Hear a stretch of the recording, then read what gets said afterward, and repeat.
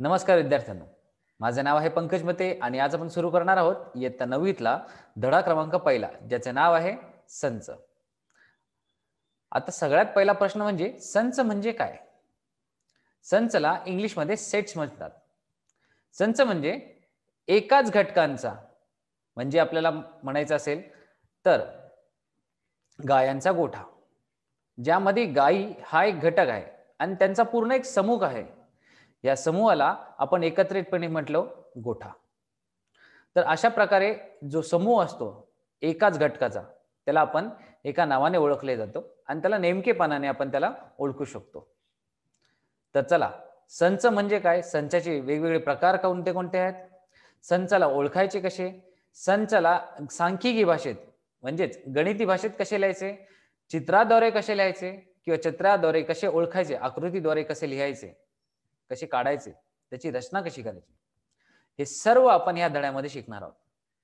तर चला सुरू करूया या नवीन धड्याला, ज्याचं नाव आहे संच.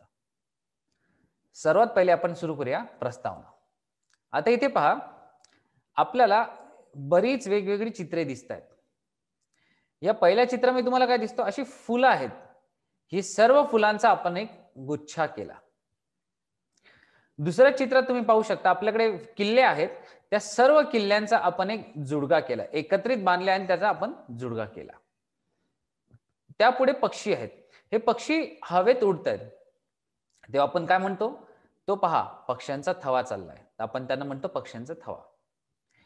आपण शाळेत आपला एखादा गृहपाठ दिला आणि शिक्षकांना आपण समजा तपासायला दिला, तर आपण अशा सगळ्या वह्या एकावर एक ठेवतो, तेव्हा आपल्याकडे काय बनतो, वह्यांचा गठ्ठा. त्यानंतर आपण असे सगळे संख्या एका पाठोपाठ एक लिहित गेलो, तर ते हा म्हणतात याला संख्यांचा गट. ते इथे पाहू शकता, इथे आपण फुलांचा गुच्छा म्हटलं म्हणजे इथे सर्व फुले आपण मोजली गेली. आपण इथे असं म्हटले नाही की गुलाबाचे फूल किंवा वेगळी फुले. आपण इथे काय मेन्शन केलं किंवा आपण काय लिहिले, फुलांचा गुच्छा, ज्यात आपण सगळी फुले आहेत हे असे आपण म्हणतोय. त्यानंतर इथे किल्ल्यांचा जुडगा, ज्यात आपण असे म्हटले नाही ही किल्ली आपण घराची आहे, ही किल्ली आपण गाडीची आहे, ही आपली वाहनाची आहे, किंवा असं आपण म्हटले नाही की यातल्या वाहनांच्या किल्ल्यांचा जुडगा किंवा यातल्या घरातल्या तिजोरीच्या जुडगा. आपण इथे काय लिहिले, किल्ल्यांचा जुडगा. म्हणजे आपण इथे घटक काय घेतला आहे, किल्ली, आणि त्या एकत्रितपणे आपण त्यांना म्हटला जुडगा. तसेच इथे पक्षी आहेत, इथे पक्ष्यांना आपण नेमकेपणाने आपण काय म्हटलं, हे सगळे पक्षी आहेत. आपण इथे असं म्हटले नाही की ही चिमणी आहे किंवा हा कबूतर आहे, हे गरुड आहे, ही घार आहे, तो कावळा आहे, असं म्हटले नाही. आपण काय म्हटले, इथे हा संपूर्ण पक्ष्यांचा थवा आहे. लक्षात घ्या आपल्याला काय म्हणायचंय, आपण इथे कुठल्याही एका गोष्टीवरती आपण बोट ठेवत नाही, आपण सगळ्यांना एकत्रितपणे एक नाव दिलंय, ते म्हणजे इथे म्हटले आहे फुला, इथे म्हटले आहेत किल्ली, इथे म्हटले आहेत पक्षी. तेव्हा आपण नेमकेपणाने आपण त्या घटकाला एक नाव देतो आणि त्यांच्या समूहाला मग एक नावाने ओळखले जाते. जसे ह्या पहिल्या चित्रामध्ये आपला घटक आहे फुलं आणि त्यांच्या पूर्ण समूहाला म्हटले त्यांचा गुच्छा. इथे घटक आहे महत्वाचा, तो म्हणजे किल्ली, आणि त्याच्या पूर्ण समूहाला म्हणजे त्यांच्या पूर्ण किल्ल्यांना आपण म्हटलो किल्ल्यांचा जुडगा.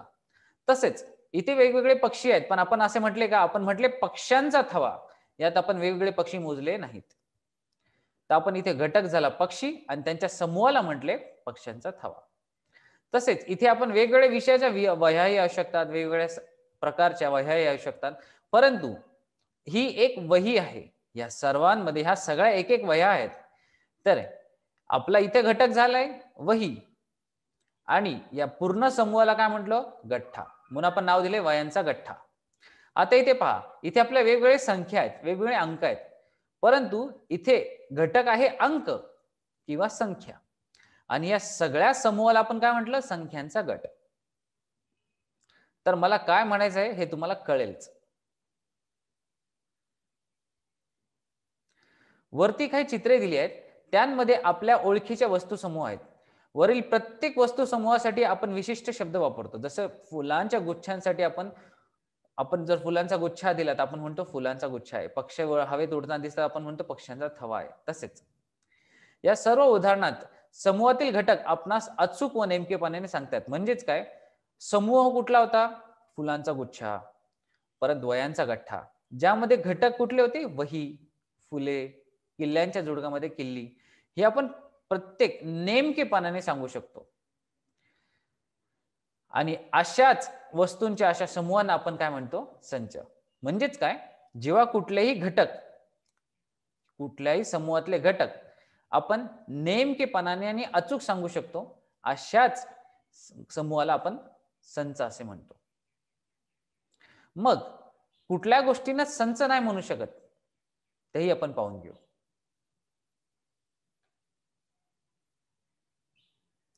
आता इथे पहा, आपण इथे लिहिले गावातली आनंदी मुले. आता गावातली आनंदी मुले कुठली? तर गावात बरीच मुले आहेत. त्यातली काही खेळतायत, काही अभ्यास करतायत, काहींचा काही त्रास चालू असेल, काही आजारी आहेत. परंतु गावातली मुले म्हटली असते तर हा बरोबर एक संच झाला असता. पण त्यामध्ये लिहिले आनंदी. आनंदी लिहिले म्हणजे आपण त्यातली सगळीच आनंदी आहेत असे नाही. परत पुढच्या उदाहरणात दिलेत वर्गातील हुशार मुले. आता या पुढच्या उदाहरणात दिलेत वर्गातील हुशार मुले. आता वर्गातील मुले म्हटले असती तर तो संच बरोबर झाला असता, पण वर्गातील हुशार मुले म्हटलेत तर सगळीच मुले हुशार नसतात. काही मुले कमी हुशार असतात, काही मुले जास्त हुशार असतात. त्याच्यामुळे आपण नेमकेपणाने सांगू शकत नाही की हा हुशार आहे की हा हुशार आहे. या चित्रामध्ये दिसतायत हे सगळे खेळताना दिसतायत, पण यातले कोणी आनंदी आहेत किंवा कोणाला काही त्रास आहे हे आपण सांगू शकत नाही. त्यामुळे या समूहाच्या इथे दिलेल्या उदाहरणांमध्ये समूहाच्या दोन्ही उदाहरणांमध्ये आनंदी आणि हुशार या दोन्ही शब्दांचा अर्थ सापेक्ष आहे. सापेक्ष म्हणजे तुलनात्मक आहे. आपण इथे तुलना करतोय की हा मुलगा हुशार आहे की हा मुलगा हुशार आहे की. आपण इथे समजा लिहिले असते वर्गातील मुले तर हे संचाचे उदाहरण झाले असते, कारण इथे घटक झाला असता मुले आणि आपला समूह झाला असता वर्गातली मुले. म्हणजेच इथे आनंदी वृत्ती आणि हुशारी या दोन्ही शब्दांचा अर्थ नेमकेपणाने सांगता येत नाही, कारण इथे कुठला मुलगा हुशार आहे हे सांगता येणार नाही. इथे ह्या चित्रामध्ये कुठली मुले खरं तर खरी आनंदी आहेत हे सांगता येणार नाही. त्यामुळेच अशा समूहांना संच म्हणता येणार नाही, जिथे आपण नेमकेपणाने सांगू शकत नाही की ह्या चित्रामध्ये कोण हुशार आहे किंवा कोण दुःखी आहे. या चित्रामध्ये खरोखर कोण आनंदी आहे किंवा कोण दुःखी आहे हे आपण जेव्हापर्यंत सांगू शकत नाही तेव्हापर्यंत तो संच म्हणता येणार नाही. मग संचाची आता खरी व्याख्या काय ती पाहून घेऊ. आता अजून काही उदाहरणे पाहू ज्यावरून आपल्याला कळेल संच म्हणजे काय, आणि त्यानंतर आपण पाहू संचाचे नेमकी व्याख्या कुठली ते.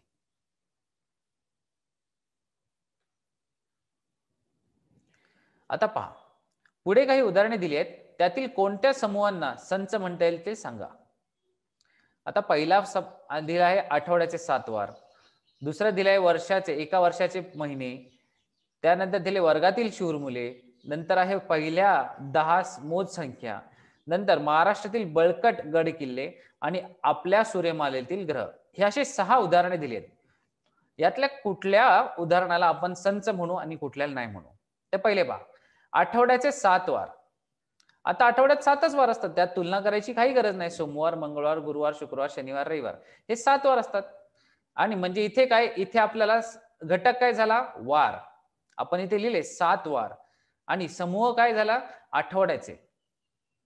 तर इथे आपण नेमकेपणाने सांगू शकतो की हा आपल्याकडे 7 वार आहेत, म्हणजे हा एक संच आहे. पुढचा दिलाय एका वर्षाचे महिने. आता आपल्याला माहिती आहे एका वर्षात 12च महिने असतात, हे नेमकेपणानेही सांगू शकतो आणि त्यातले आपण सांगू शकतो महिने कुठले, जानेवारी, फेब्रुवारी हे सगळे महिने आपण 12 महिने आपण मोजून जाऊ शकतो. म्हणजे हा नेमका बरोबर संचाचा एक उदाहरण झाला. आता इथे लिहिलंय तिसऱ्या उदाहरणात वर्गातील शूर मुले. आता शूर मुले म्हणजे इथे आपण तुलना करायला चाललो, आणि जिथे आपण तुलना करतो तिथे आपण संच मोजत नाही, तिथे आपण संच तोडतो. अशा प्रकारे हा तिसरं उदाहरण संचाचे उदाहरण नाही. आता या दिलेत पहिल्या 10 मोज संख्या. ते आपल्याला माहिती आहेत, 1 ते 10 पर्यंत मोजल्या की पहिल्या 10 संख्या येतात. तर मग हा एक संचाचं उदाहरण आहे. त्यापुढे 5वं उदाहरण आहे महाराष्ट्रातील बळकट गड किल्ले. पहा, इथे आपण बळकट शब्द वापरला म्हणजे आपण काय तुलना करतो आहे. आपण पाहतोय की कुठला गड किल्ला बळकट आहे, आणि त्याचंच आपण फक्त एक समूह बनवतोय, जे चुकीचं आहे. जर ते दिले असतील महाराष्ट्रातील गड किल्ले, तर तो संचाचं उदाहरण दिले असते. परंतु तिथे बळकट हा शब्द वापरल्यामुळे हा पण तुलना केल्यासारखा आहे. त्याच्यामुळे हा 5वं उदाहरण सुद्धा संचाचं उदाहरण नाही. आता 6वा, आपल्या सूर्यमालेतील ग्रह. तर आपल्या सूर्यमालेतील सर्वच ग्रह आहेत. आपण इथे कुठलीच तुलना केली नाही आणि या तुलनांची आपण एका पाठोपाठ एक समूह बनवू शकतो. तर इथे घटक काय झाला? ग्रह. आणि आपला समूह काय झाला? सूर्यमालेतला. त्यामुळे हा 6वं उदाहरण आपला बरोबर संचाचे उदाहरण आहे. तर पहा, उदाहरण 3 आणि 5 हे संच नाहीत, कारण शूर आणि बळकट हे शब्द सापेक्ष आहेत, म्हणजे तुलनात्मक आहे. आपण तुलना करतोय. जिथेही आपण तुलना करतो तिथे आपला संच बनत नाही, तिथे आपण संच मोडतो. त्यामुळेच हे उदाहरण 3 आणि उदाहरण 5 हे आपल्या संचाचं उदाहरण आहे. तेव्हा आपण जेव्हाही पूर्ण समूहाला बिना तुलना करता आपण जेव्हा लिहितो, त्यावेळेसच आपण त्याला संच म्हणतो. चला तर पाहूया संचाचे उदाहरण. संच म्हणजेच सेट्स. ज्या समूहातील घटक अचूक व नेमकेपणाने सांगता येतात. लक्षात घ्या, ज्या समूहातील घटक अचूक व नेमकेपणाने सांगता येतात त्याच समूहांना संच असे म्हणतात. ही व्याख्या लक्षात ठेवा. संचाला नाव देण्यासाठी सर्वसाधारणपणे आपण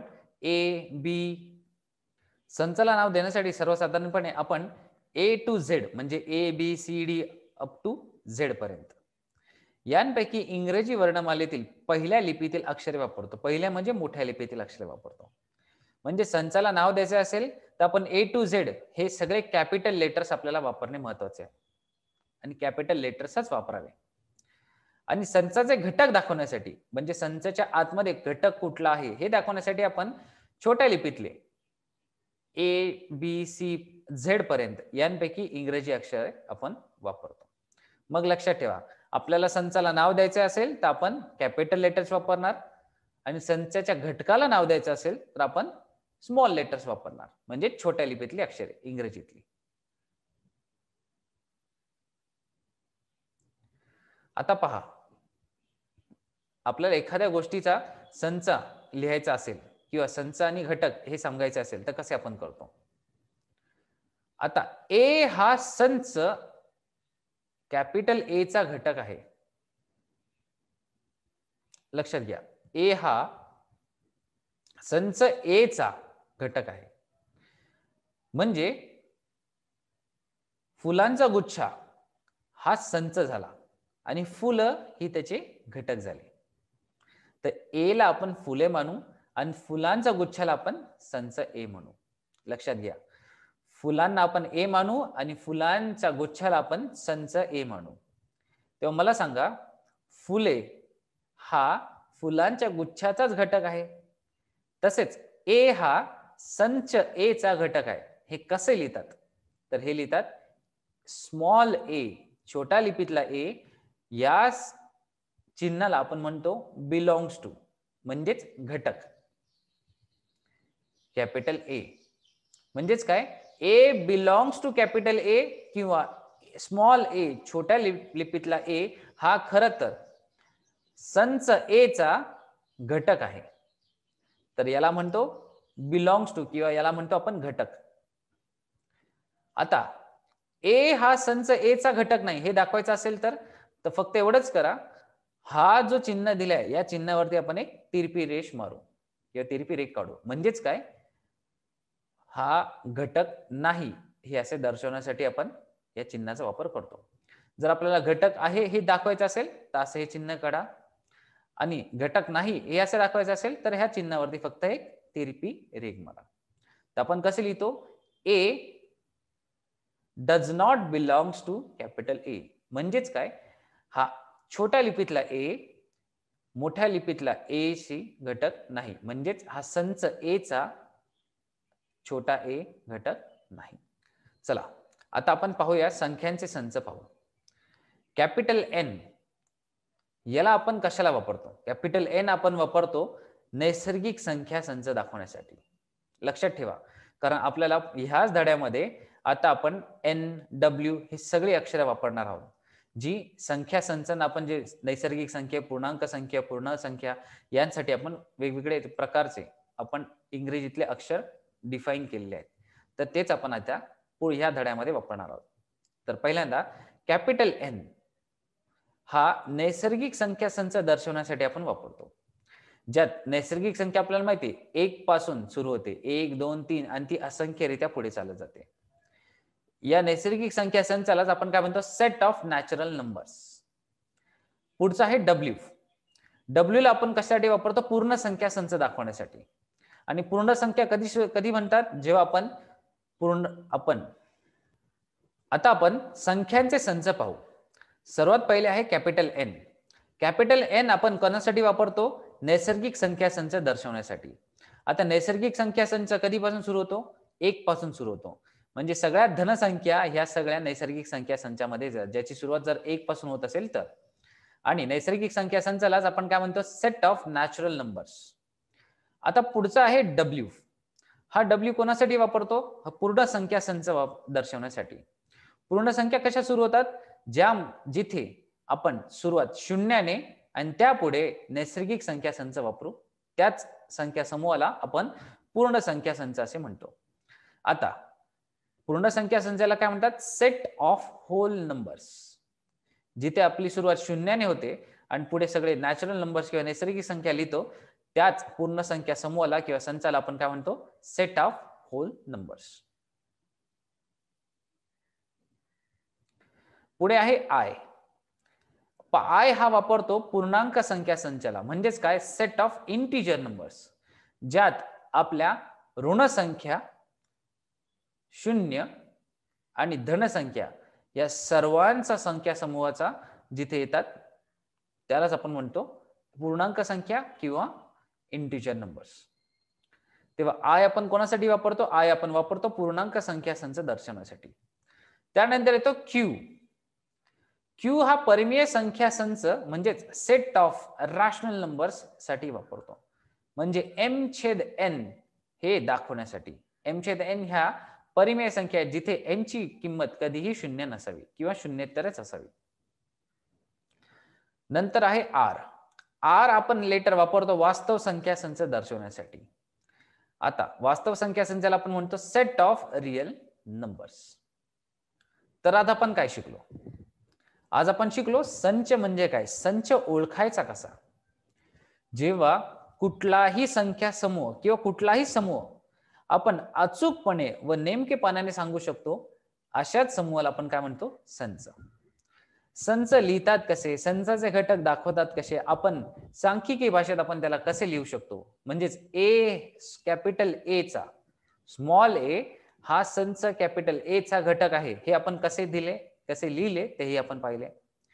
नैसर्गिक संख्या संच, पूर्ण संख्या संच, पूर्णांक संख्या संच, त्यानंतर वास्तव संख्या, या सर्वांचा आपण कुठल्या इंग्रजी अक्षराने संबोधले जाणार हे आपण पाहिले.